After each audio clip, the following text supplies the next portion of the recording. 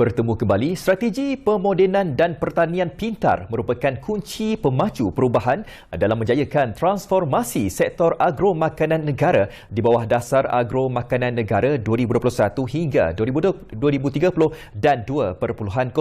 Perdana Menteri Datuk Seri Ismail Sabri berkata ia bakal dipacu melalui dana pembiayaan, insentif pelaburan dan tenaga kerja bagi meningkatkan tahap penerima gunaan teknologi revolusi perindustrian keempat.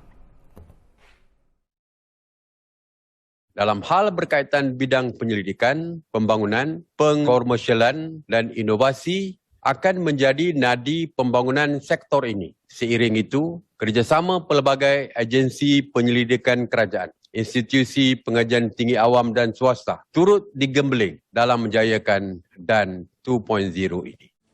Perdana Menteri berucap menerusi rakaman video ketika melancarkan Dasar Agro Makanan Negara 2021-2030 hari ini dan 2.0 selari dengan agenda pembangunan mampan 2030 untuk meneruskan agenda pembangunan sektor agro makanan negara dengan tumpuan khusus terhadap usaha meningkatkan sekuriti makanan negara. Perdana Menteri juga berkata sektor ini telah melalui beberapa proses transformasi sejak merdeka dan tidak pernah dipinggirkan dalam sebarang pelan pembangunan negara. Misalnya, pada 1974, buat julung kalinya, kerajaan ketika itu melancarkan rancangan buku hijau yang bertujuan mengurangkan kebergantungan negara terhadap import makanan.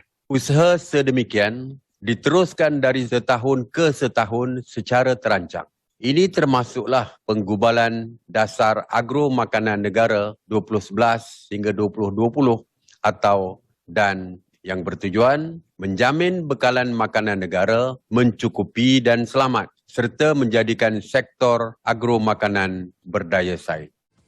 Tegasnya, sistem makanan negara perlu terus diperkukuh supaya lebih berdaya tahan dan mampan.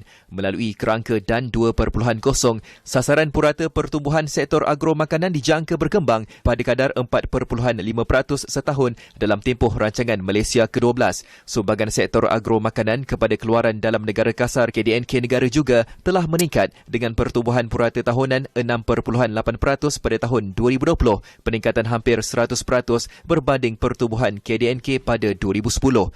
Manakala jumlah eksport bahan makanan meningkat dengan kadar pertumbuhan purata tahunan sebanyak 6.4% iaitu daripada RM18.1 bilion kepada RM33.7 bilion bagi tempoh tahun yang sama.